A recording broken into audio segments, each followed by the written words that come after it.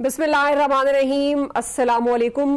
खुसूसी transmission control room से मैं आपके साथ दुआ जमील। नाज़रीन, पाकिस्तान की भारत के खिलाफ तारीखी और अजीम फतह के बाद मुल्की मंजरनामे में खुशगवार तब्दीलियां नुमाया होना शुरू हो गई हैं। सिफारती महाज हो या मुआशी मैदान, पाकिस्तान के हक में हवाएं चलने लगी हैं। भारत की जानिब से बेल आउट पैकेज रुकवाने की तमाम साजिशें नाकाम हो चुकी हैं और पाकिस्तान को IMF से 1 अरब 2 करोड़ 30 लाख डॉलर की दूसरी किस्त मौसूल हो चुकी है। नाज़रीन, आलमी मालियाती जरीदे ने पाकिस्तान की हालिया मुआशी कारकर्दगी को एक मुआशी करिश्मा दिया और यह कहा है कि सालाना 40% से बढ़ती महंगाई अब तकरीबन खत्म हो चुकी है, जबकि पाकिस्तान स्टॉक एक्सचेंज इंडेक्स 3 गुना हो चुका है, जो आलमी सरमायाकारों के बढ़ते हुए एतमाद का वाज़ेह सबूत है। दूसरी तरफ दुनिया की नजरें इस वक्त अमरीकी सदर डोनाल्ड ट्रंप के खलीजी मुल्कों के दौरे पर मरकूज है। सऊदी अरब से कतर तक के सफर में उनका लबो लहजा हैरत अंगेज हद तक बदला हुआ है। वो ऐसे सदर हैं जो माजी में जारे मिजाज जाने जाते थे, मगर अब वो दुनिया में अमन का दाई बनकर सामने आ रहे हैं। उन्होंने ईरान के साथ अमन की डील की ख्वाहिश का इजहार किया है। वो चीन के साथ भी तिजारती टैरिफ पर मामला तय करने का इंदिया देते नजर आ रहे हैं। शाम पर पाबंदियां भी हटाने का ऐलान कर रहे हैं। तमाम सबसे ज्यादा हैरत अंगेज और गैर मामूली पहलू यह है कि वो खुलकर अरब ममालिक खासतौर पर सऊदी अरब और शाम पर जोर दे रहे हैं कि वो इसराइल को तस्लीम करें। उन्होंने अपनी मासूम सी ख्वाहिश का इजहार करते हुए सऊदी अरब इसराइल को तस्लीम कर ले और मुआहिदा इब्राहिमी का हिस्सा बने। वो जनूबी एशिया में भी खासे एक्टिव दिखाई देते हैं। पाकिस्तान भारत के दरमियान मुज़ाकरात की बहाली, तनाज़ात के हल और अमन के क़याम की ख्वाहिश का वो बरमला इजहार कर चुके हैं और दोनों मुल्कों की क़यादत को एक डिनर पर इकट्ठा करने की भी ख्वाहिशमंद है। मगर मोदी हुकूमत हमेशा की तरह हट धर्मी पर बरकरार है और कहा जा रहा है कि जम्मू कश्मीर दो तरफा मामला है, दो तरफा ही तौर पर तय होगा। भारत की जम्मू कश्मीर पॉलिसी में कोई तब्दीली नहीं आएगी। आज की इस खुसूसी ट्रांसमिशन में हम तमाम तर सूरत हाल पर बात करेंगे। मेहमान मेरे साथ मौजूद हैं, साबिक सिफारतकार हैं नगमाना हाशमी साहिबा, सीनियर तज्जियाकार नवीद हुसैन साहब, सीनियर तज्जियाकार खालिद क़य्यूम साहब आज के इस ट्रांसमिशन का हिस्सा है। मैं आप सबको खुशामदीद कहूँगी। नगमाना हाशमी साहिबा, आपसे आगाज़ कर रही हूँ, चूँकि अब एक जो वाज़ेह फतह हासिल की पाकिस्तान ने भारत के खिलाफ, आलमी सतह पर जो मुआशी और सिफारती फ़ायदे पाकिस्तान को मिले हैं, किस तरह से आप इसको देखती हैं? क्या आप समझती हैं कि ये वक्ती हैं या किसी बड़ी पॉलिसी शिफ्ट का नतीजा कह सकते हैं? सबसे पहले तो शुक्रिया मुझे अपने प्रोग्राम में मदऊ करने का, और आपने बहुत अहम सवाल किया है। देखिए, इस वक्त पाकिस्तान की जो पोजीशन है, पाकिस्तान का जो इमेज है, पाकिस्तान का जो एक परसेप्शन था, वो यकायक चेंज हो गया है। इस वक्त लोग इस बात पे हैरानगी का भी वो एक्सप्रेस कर रहे हैं, और इस वक्त पाकिस्तान के लिए सपोर्ट भी आप देख रहे हैं कि काफ़ी ज़्यादा हर तरफ से बहुत ही अच्छी खबरें और अच्छे तासुरात का जो है वो इजहार किया जा रहा है। जहाँ तक हमारी इकोनॉमी का सवाल है, तो देखिए ये आज तो खैर बहुत ही मैं कहूँगी एग्जैजुरेटरी टर्म्स में उन्होंने कहा है कि जी इसका इतना ज़्यादा स्टेबल हो जाना इकोनॉमी का और ठीक रास्ते पे चल निकला, ये किसी करिश्मे से कम नहीं है। और मेरे लिहाज से जो सबसे इम्पोर्टेंट कमेंट है वो ये है कि इन जो रेटिंग एजेंसीज हैं और जो ये बैनुल अक़वामी इदारे हैं जो इकोनॉमीज को मॉनिटर करते हैं, उन्होंने कहा है कि जी इंटरनेशनल इन्वेस्टर्स अगर इस वक्त पाकिस्तान में इन्वेस्टमेंट नहीं करेंगे तो बहुत अच्छा मौका गवा देंगे। तो आई थिंक हमारे लिए ये बहुत ही एक इम्पोर्टेंट मैसेज आया है और पूरी दुनिया को ये मैसेज गया है। और वो इन्वेस्टर्स, उनमें हमारे अपने मुल्क के सब इन्वेस्टर्स सरे फहरिस्त हैं जो मुल्क छोड़ के और दूसरे ममालिक में अपने ऑफिसेस सेटअप किए हुए हैं और दूसरे ममालिक में इन्वेस्टमेंट्स कर रहे हैं। आई थिंक सबसे पहले तो वो मुड़ के पाकिस्तान आएंगे और हुकूमत पाकिस्तान को चाहिए कि इन अच्छे पॉजिटिव कमेंट्स को लेके वो उनको इनकरेज करें। वो आएंगे तो पूरी दुनिया, देखिए आजकल इनसिक्योरिटी ये वो तो बिजनेसमैन इतना नहीं देखते, वो ज्यादा देखते हैं कि उनकी प्रॉफिटेबिलिटी कहाँ है, और कहाँ what do you think नगमाना Hashmi साहिबा, आपको है। लगता है, आप जिस तरह बात कर रही हैं कि पाकिस्तान की भी ज़ाहिर रिस्पॉन्सिबिलिटी है कि वो उन लोगों को वेलकम करे, बिजनेस के ट्रेड के पॉइंट ऑफ व्यू से मैं बात कर रही हूँ, तो आपको लगता है कि पाकिस्तान में ये कैपेसिटी तो बहुत है, क्या उसको इस्तेमाल भी करेंगे? क्योंकि हम हर दफ़ा बात करते हैं रिफॉर्म्स की, लेकिन हम उस तरह से रिफॉर्म्स की तरफ जाते नहीं हैं। मुआशी इस्लाहात होनी चाहिए, हमारे वजीर ख़जाना भी ये समझते हैं कि हर सेक्टर में हमें इस्लाहात रिफॉर्म्स की तरफ बढ़ना है, लेकिन चूंकि अब हम अपर हैंड हैं, तो आपको लगता है कि हम ये कैपेसिटी अब है तो उसको इस्तेमाल करेंगे? देखिए, इसमें आपने दो बातें कही हैं। जहां तक ट्रेड का ताल्लुक है, तो ट्रेड की कैपेसिटी कैसे बढ़ेगी? ट्रेड की कैपेसिटी इस वक्त तो हमारी बहुत कम है, डाइवर्सिफिकेशन भी नहीं है, ना डेस्टिनेशंस में और ना प्रोडक्ट्स में। तो इसके लिए सबसे अहम बात जो करने की है कि वो इन्वेस्टमेंट हो, इंडस्ट्री लगेगी।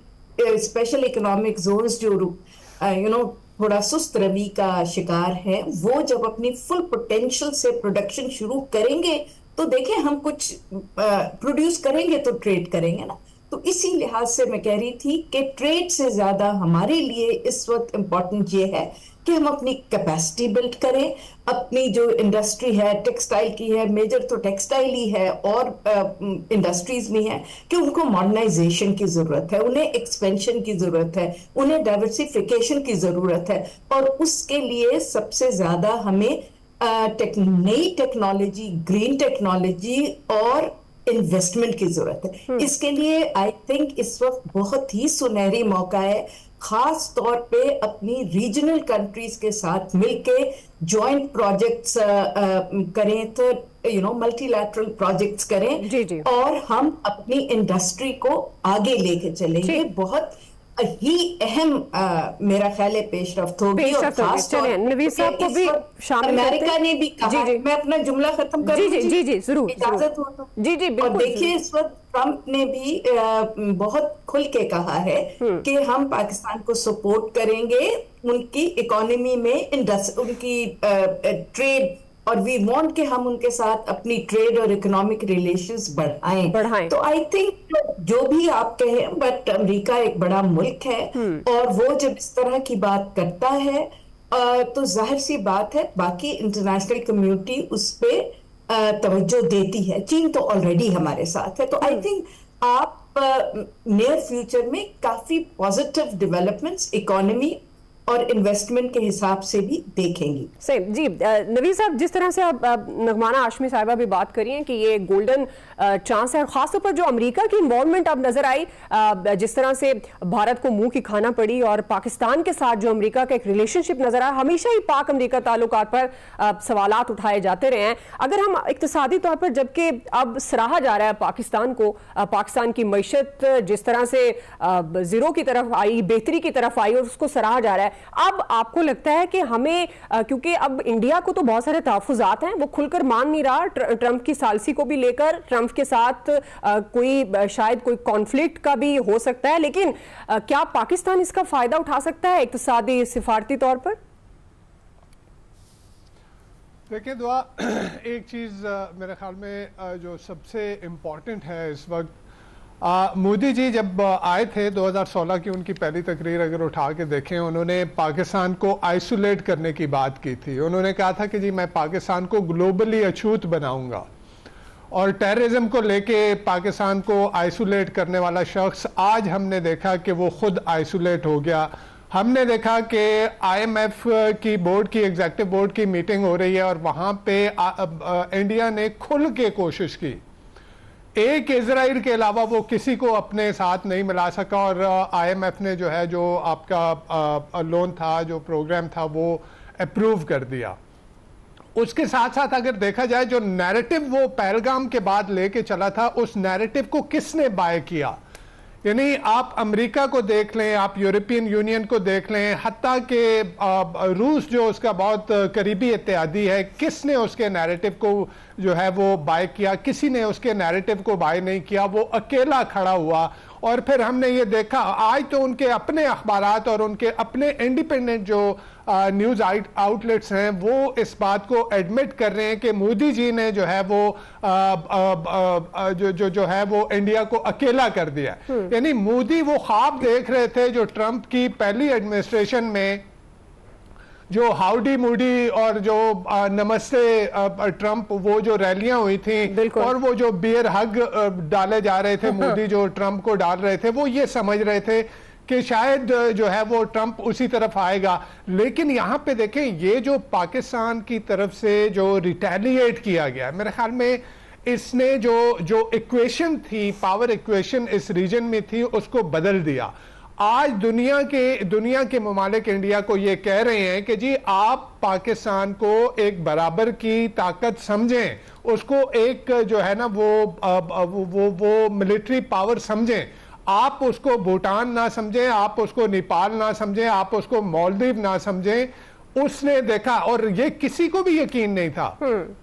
दुआ ऑनेस्टली स्पीकिंग हमें खुद भी यकीन नहीं था कि जो रिटेलिएशन होगा वो इतना मौसर और इतना जो है वो बड़े स्केल पे होगा। तो ये अमेरिकी सदर पहले देखिए हिचकिचा रहे थे और उसके बाद उन्होंने भी तो तभी इन्वॉल्वमेंट शो की जब उन्हें यकीन। जी वाइस प्रेसिडेंट ने उनके वाइस प्रेसिडेंट ने तो 2 दिन पहले ही कहा था कि नन ऑफ आवर बिजनेस, कि ये छोड़ें। उनके ख्याल में ये था कि वो जो इंडो पैसिफिक में उनकी जो बड़ी स्ट्रेटजी है कि वो किस तरह से वो प्रॉप अप कर रहे हैं इंडिया को as a counter weight to China, वो तो उसके लिए वो देख रहे थे। उन्होंने देखा कि ये तो पाकिस्तान से नहीं लड़ सकता, ये चाइना के साथ क्या लड़ेगा। तो ये तो आपकी बड़ी एक फतह हुई। दूसरी चीज जो इकोनॉमी के लिहाज से मेरे ख्याल में we can bank on this, ये इसी के ऊपर we should cash in on this. ये जो भी हमें डिप्लोमेटिक लेवल पे हमें यानी जो हमें तनहा करने निकला था वो खुद तनहा हुआ। अभी इकोनॉमी के ऊपर सबसे इंपॉर्टेंट देखें, ये इसमें कोई डाउट नहीं है कि ये एक मिनी मैरिकल है, ये एक मैरिकल है। अभी आप 1.5-2 साल पहले की बात देख लें कि हम डिफॉल्ट के दहाने पे थे, यानी 38-40% आपकी इन्फ्लेशन थी। आपके पास फॉरेन एक्सचेंज रिजर्व जो थे वो इतने रह गए थे कि वो एक महीने की जो है वो आपकी इंपोर्ट को वो नहीं सहार सकते थे। और सारे यानी जितने भी माशी इशारे थे वो तो ऑन डाउनवर्ड स्लाइड थे ना। तो ये जो कुछ हुआ ये 1.5-2 साल में मेरे ख्याल में ये किसी मोजे से कम नहीं है। सही। लेकिन हाँ एक चीज जो सबसे इंपॉर्टेंट है ये अभी जो गेम्स हैं इनके ऊपर बिल्ड करना है, हमें लॉन्ग टर्म स्ट्रेटजी बनानी है। बड़ी इंपॉर्टेंट बात कर रहे हैं आप, लॉन्ग टर्म स्ट्रेटजी की बात आप कर रहे हैं और ये जो मिरेकल है आप इसको हम कैसे बिल्ड करेंगे, मैं आपसे ही आगाज करूंगी। लेकिन एक छोटी सी ब्रेक लेनी है नवीद साहब, इसलिए माजरत ब्रेक ले रहे हैं नाज़रीन। ब्रेक के बाद वापस आते हैं, यहीं से कंटिन्यू करेंगे। वेलकम बैक नाज़रीन। नवीद साहब आप ही अपनी बात मुकम्मल कीजिएगा। अब इस गेन को कैसे बिल्ड कर सकते हैं? ज़ाहिर है एक जो फायदा हमें मिल रहा है सिफारती सतह पर, इक्तिसादी सतह पर, अब इसको कैश किस तरह से कर सकते हैं? तो देखिए दुआ, एक तो हमें अपनी जो रिफॉर्म्स हैं जिसका बारहा जिक्र इंटरनेशनल मॉनेटरी इंस्टीट्यूशंस कर चुके हैं, वर्ल्ड बैंक कर चुका है, IMF कर चुका है कि हमने रिफॉर्म्स की तरफ जाना है, हमने एक्सपोर्ट ओरिएंटेड जो है अपनी इकोनॉमी को बनाना है, हमने फॉरेन इन्वेस्टमेंट को लेके आना है। तो उसके लिए हमें इस मुल्क में जो माहौल है उसको कंड्यूसिव बनाने की सबसे ज्यादा जरूरत उसकी है कि हमें पॉलिटिकल स्टेबिलिटी चाहिए कि अगर पॉलिटिकल स्टेबिलिटी होगी और पॉलिसीज में तसलसल होगा। प्रॉब्लम ये है हमारे पास कि गवर्नमेंट चेंज होती है और वो पॉलिसीज जो है वो चेंज हो जाती हैं। तो हमें पॉलिसीज में तसलसल चाहिए, हमें रिफॉर्म एग्रेसिवली जो है वो रिफॉर्म्स को परसू करना चाहिए ताकि हम अब इकोनॉमी को जो है उसको बेहतर बना सकें। और ट्रंप को देखें, ट्रंप हमेशा उसकी वो एक बिजनेसमैन है और उसकी जो है वो ट्रांजैक्शनल उसकी डिप्लोमेसी है।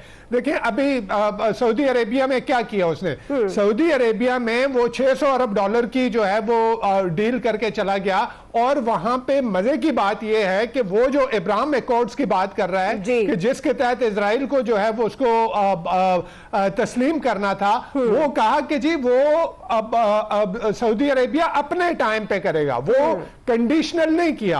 आप ये देखें बाइडेन की पिछली एडमिनिस्ट्रेशन जो थी उसका जोर ये था कि कि जी पहले इजराइल के साथ नॉर्मलाइजेशन की जाए। जी जी। लेकिन यहाँ पे इजराइल के साथ नॉर्मलाइजेशन को वो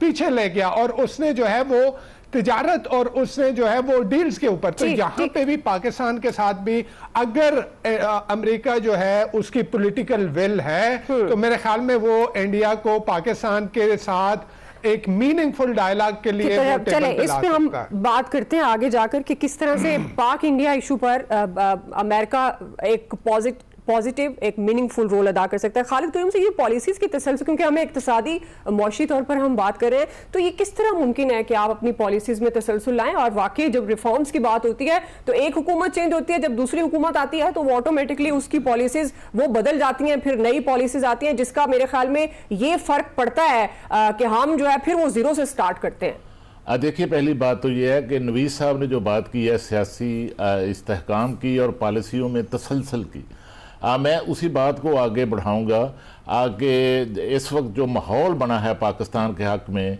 और जो ये मुख्तसर जंग जो है पाकिस्तान के लिए ब्लेसिंग इन डिस्गाइज साबित हुई है और पाकिस्तान का बैनुल-अक़वामी सतह पर जो है एक रोल बड़ा है, पाकिस्तान का जो मौक़िफ़ है उसको इंटरनेशनल सतह पर एंडोर्समेंट मिली है और पाकिस्तान ने ना सिर्फ दफ़ाई महाज पर जंग जीती है बल्कि पाकिस्तान ने मुआशी महाज पर भी कामयाबियां हासिल की हैं और सबसे बड़ी कामयाबी जो है वो आज पाकिस्तान को जो मिली है कि पाकिस्तान को IMF की जो किस्त है 1 अरब 2 करोड़ डॉलर की वो मिल गई है। और इसके साथ मैं आपको बताऊं कि एक और जो है पाकिस्तान की 1 अरब डॉलर का जो क्लाइमेट चेंज पर जो फंड है उसकी भी अप्रूवल जो है वो हो चुकी है, वो भी पाकिस्तान को मिलेगा। और इसमें देखिए कि जिस दिन 9 मई को IMF के एग्जीक्यूटिव बोर्ड के इजलास में पाकिस्तान के लिए इस किस्त की मंजूरी दी गई, इंडिया की तमाम तर मज़ाहमत के बावजूद, इंडिया के तमाम तर प्रेशर के बावजूद कि पाकिस्तान की किस्त रोकी जाए, और जिस दिन ये किस्त मंजूर हो गई थी 9 मई को, उसी रोज़ मैं समझता हूँ कि इसमें जो अमेरिकी एडमिनिस्ट्रेशन का रवैया था इस खित्ते के बारे में वो सामने आ चुका था। और क्योंकि आप जानते हैं कि IMF के अंदर सबसे बड़ा जो शेयर होल्डर है वो अमेरिका है, 16% जो शेयर्स हैं वो अमेरिका के पास हैं और इस अदारे के अंदर फैसला साजी का जो अख्तियार है वो अमेरिका के पास है। और इस हवाले से जो दबाव था भारतीय हुकूमत की तरफ से और ख़ास तौर पर अमेरिका से जो दरख्वास्त की जा रही थी कि आप इसको मंजूर ना करें, उसमें भारत को नाकामी हुई। सिर्फ यहाँ तक ही नाकामी नहीं रुकी, वहाँ पर वर्ल्ड बैंक के अंदर अगर आप देखें तो वहां पर जो सदर हैं इस वक्त वर्ल्ड बैंक के वो इंडियन जो है नज़ार जो है वो शहरी हैं और वो जिनका नाम है गालबन अजय बंगा उनका नाम है। उनका आज स्टेटमेंट देखें, उनका बयान देखें कि किस तरह भारत का जो सिंध ताश मुआहदे पर इंडिया का जो मौक़िफ़ है उसको उन्होंने मुस्तरद किया है, उसकी उन्होंने नफी की है कि ये जो इंडिया की तरफ से मुअत्तल किया गया है सिंध ताश मुआहदा, ये मुअत्तल नहीं हो सकता, इसकी कोई गुंजाइश नहीं। ये मुआहदा जो है या तब्दील हो सकता है बिल्कुल, या वन साइडेड तो बिल्कुल नहीं।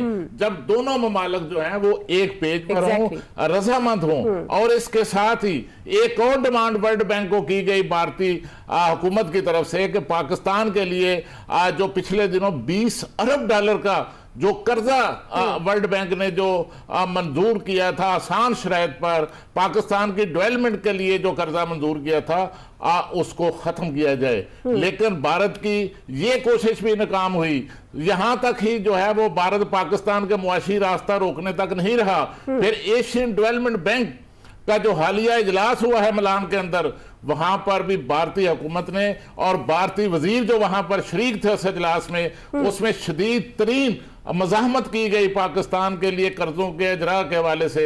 लेकिन एशियन डेवलपमेंट बैंक ने भी भारत की इस दरख्वास्त को मुस्तरद किया और दोनों ममालिक पर जोर दिया कि वो अपने जो मामलात हैं, तनाज़ात हैं, उनको बाहमी बातचीत के जरिए हल करें। और इसके साथ एक और बड़ी नाकामी जो है वो भारत को जो हुई है, बहुत नाकामियां हुई हैं, आप एक एक करके गिनवा रहे हैं। इंडियन मीडिया इस वक्त जो है आपको देख रहा होगा और वो एक नई कहानी इस पर बनाएगा। देखिए कि जो चाइना के साथ मैं कह रहा हूं कि जो ट्रंप का जो अमेरिका का टैरिफ का तनाज़ा चल रहा था, उस तनाज़े में उस जंग के अंदर जो है वो भारत जो ख्वाब देख रहा था वो भी चकनाचूर हुआ। भारत चाह रहा था कि वहां चाइना के अंदर जो इंडस्ट्री है, जो अमेरिकी इंडस्ट्री है, जो अमेरिकी इन्वेस्टर है वहां पर, वो उसको भारत के अंदर शिफ्ट करने का ख्वाब देख रहा था।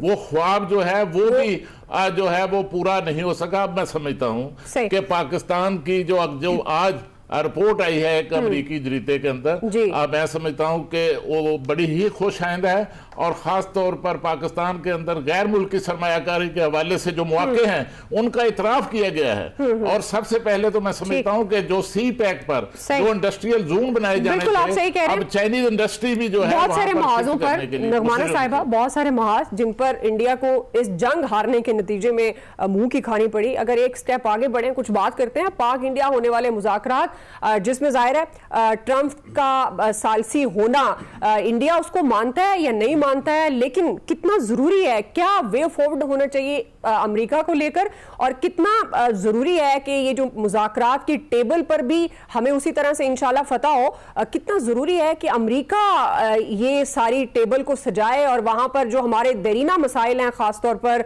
हम कश्मीर की बात कर रहे हैं, हम सिंध तास मुआहिदा जो कि वो अब जवाब भी आ गया, और दहशतगर्दी की बात कर रहे हैं। नगमाना साहिबा, बहुत शुक्रिया।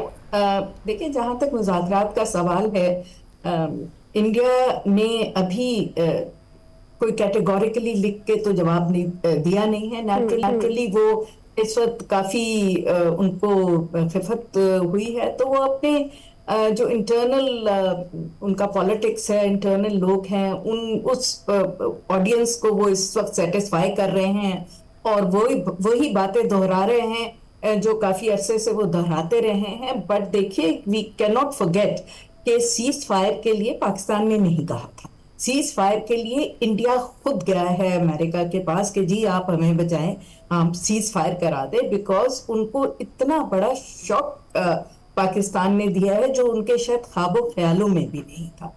तो अब उनका तो हमेशा से ये रवैया था कि कश्मीर हमारा इंटीग्रल पार्ट है और ये बिल्कुल इंटरनेशनल इशू नहीं है, और शिमला एग्रीमेंट के बाद तो बिल्कुल ये बायलैटरल है। और आफ्टर 2019 तो अब आप मकबूजा कश्मीर की तो बात ही ना करें, वो तो हमने ऑलरेडी ले लिया, हमारा इंटीग्रल पार्ट है। हम अगर बात करेंगे तो फिर हम आजाद कश्मीर की बात करेंगे, और थर्ड पार्टी को तो हमने एक्सेप्ट ही नहीं करना। लेकिन अब ये सारी बातें जो हैं ये आई थिंक थोड़ी सी इररिलेवेंट हो गई हैं, क्योंकि अब उनको टेबल पे आना पड़ेगा। उनका जो स्ट्रेटेजिक पार्टनर है, जिसके बलबूते पे और सर पे चढ़ के वो इतनी बड़ी बातें कर रहे थे, इस वक्त वही उनके सर पे डंडा लेके खड़ा हुआ है कि जी यू फॉल इन लाइन और ये आप अहमकाना हरकतें बंद करें।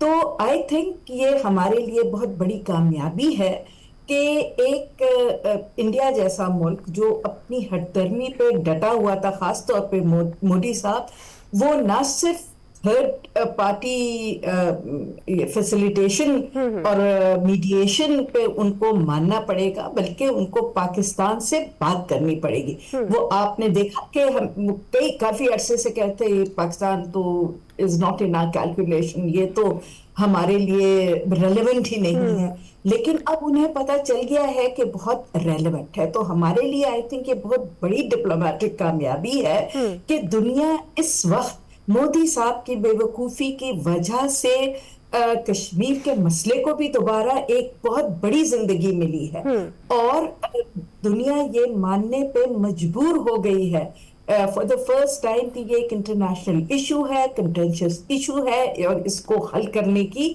जरूरत है, नहीं तो इस खत्ते में अमन कायम हो नहीं सकता। और अगर इस खत्ते में अमन कायम नहीं होगा तो पूरी दुनिया का अमन जो है वो उस पे इसका असर पड़ सकता है। दूसरी बात तो जो मर्जी कहने इंडस वाटर ट्रीटी के बारे में, देखिए इंडस वाटर ट्रीटी एक मॉडल ट्रीटी है।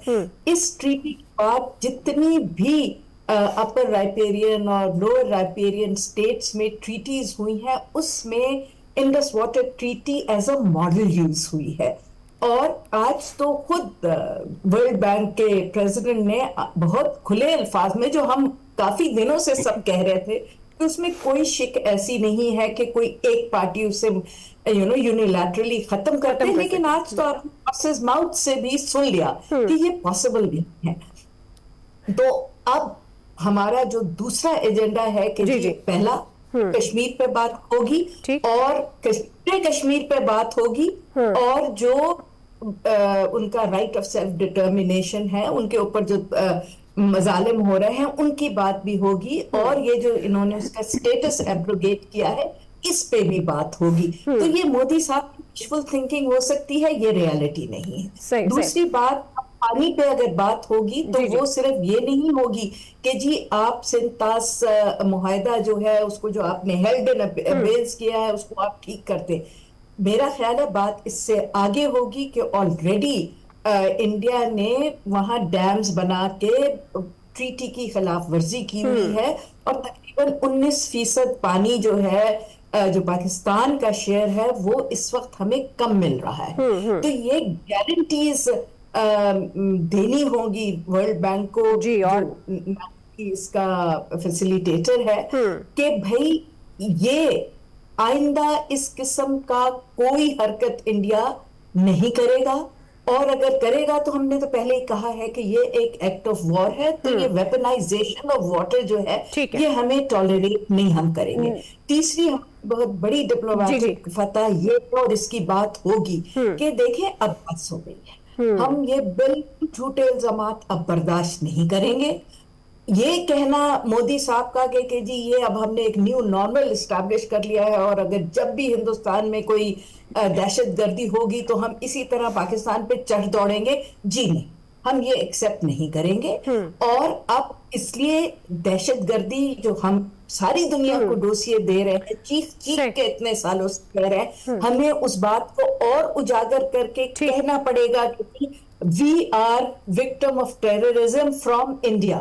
और आइन अगर पाकिस्तान में कोई टेररिज्म हुआ या इंडिया में तो थर्ड पार्टी इन्वेस्टिगेशन पे इंडिया एग्री कर। तो क्योंकि इसके बगैर तो देखिए हम तो नहीं ये एक्सेप्ट कर सकते कि इंडिया की टर्म्स पे हम उनसे जो है रिलेशन रखेंगे। We are very tough negotiators. चलें इसी पर हम बात को आगे बढ़ाएंगे। कश्मीर पर अब बात होगी, जाहिर है पानी के हवाले मामला तय होगा जो कि ऑलरेडी तय है, मगर इंडिया की जो हठधर्मी है वो हमेशा की तरह जारी रहती है और जिस तरह से वो खिलाफ वर्जी करता है मुआहदों की अब नहीं हो सकेगी, और खासतौर पर दहशतगर्दी जिस पर पाकिस्तान शिकार रहा और बहुत सारे ऐसे सबूत डोजियर दुनिया को भी दिखाया कि किस तरह से भारत पाकिस्तान के अंदर दहशतगर्दी करता है। इस पर हम बात करेंगे, सवाल उठाएंगे, नवीद साहब को शामिल करेंगे, खालिद क्यूम साहब को, लेकिन एक ब्रेक के बाद।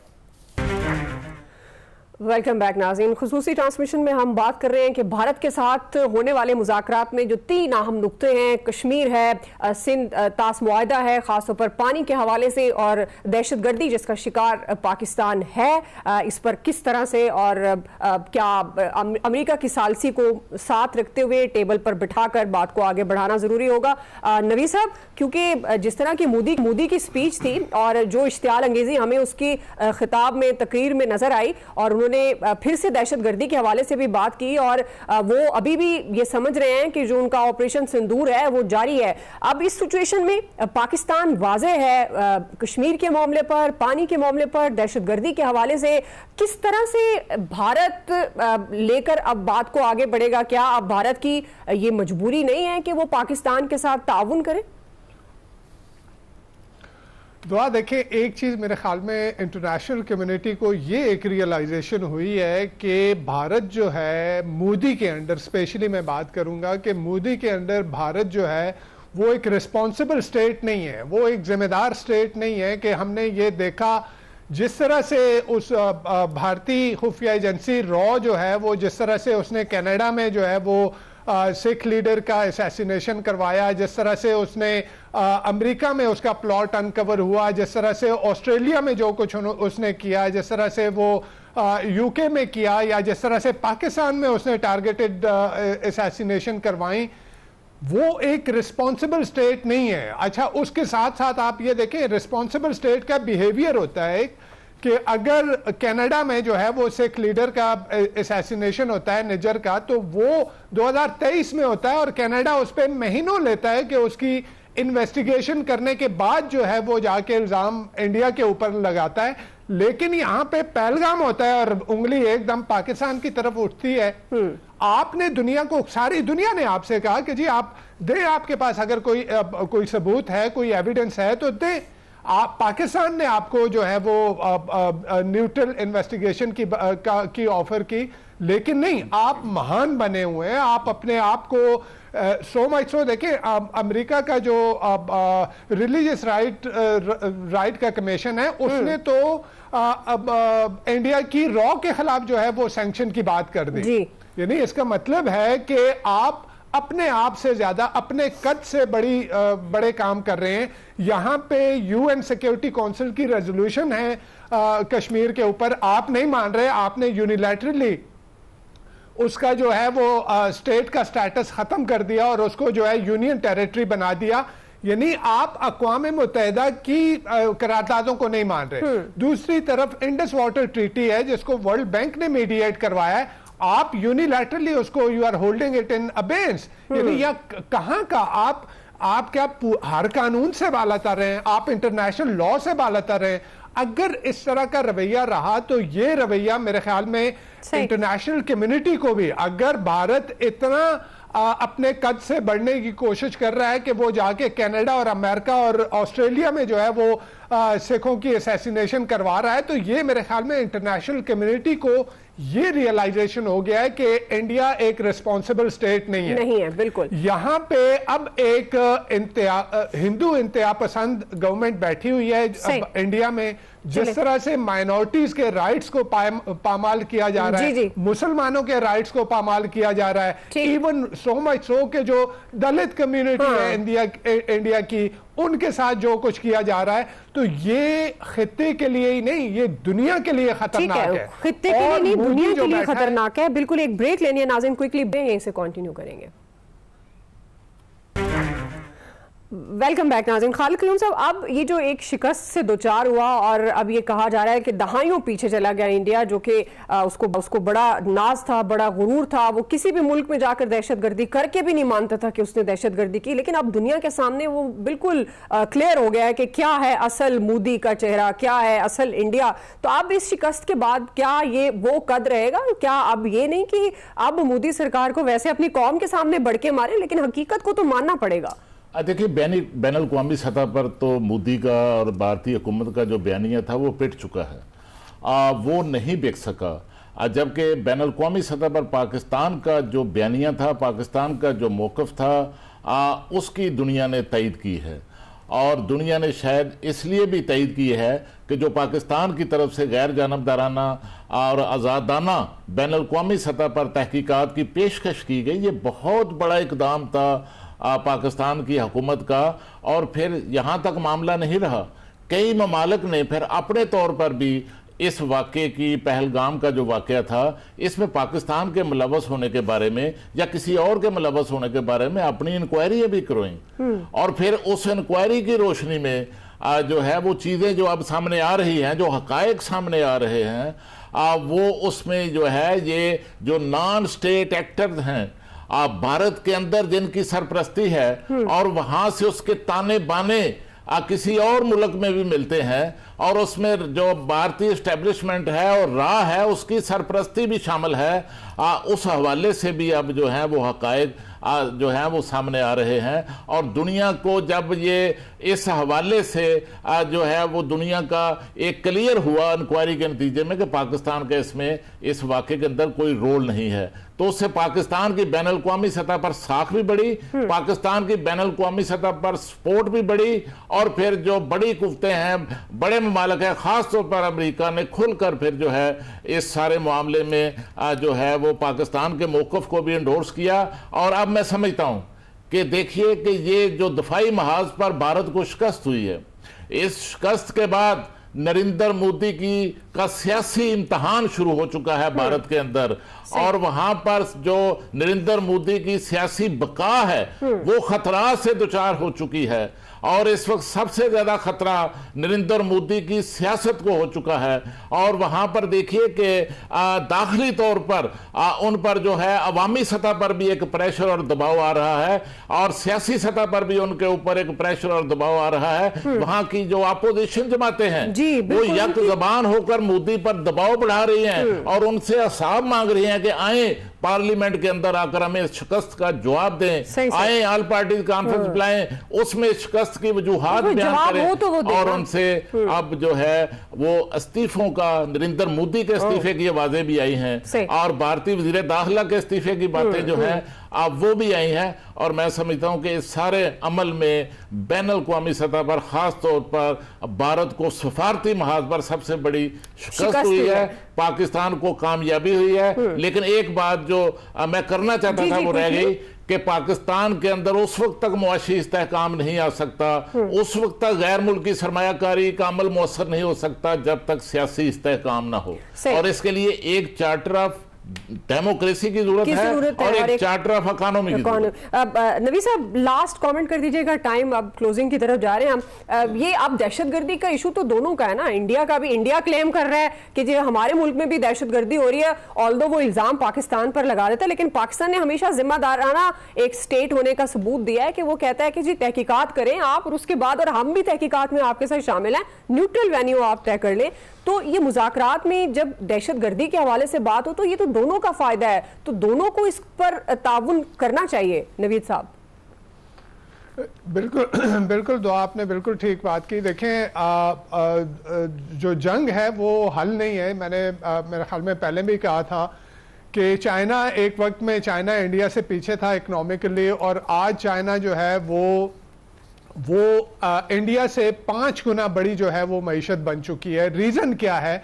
उसने अपने आप को किसी कॉन्फ्लिक्ट में इन्वॉल्व नहीं किया, उसने अपने आप को जंगों से दूर रखा, उसने अपने आप को तनाज़ात से दूर रखा। यहाँ पे पाकिस्तान और इंडिया के बीच में पोटेंशियल बहुत है। देखिए दोनों ममालिक अगर अपने अवाम का सोचें कि करोड़ों लोग हैं जो कि गुर्बत से नीचे, गुर्बत की लकीर से नीचे की जिंदगी इंडिया में जी रहे हैं, करोड़ों लोग हैं जो पाकिस्तान में गुर्बत की लकीर से नीचे की जिंदगी जी रहे हैं।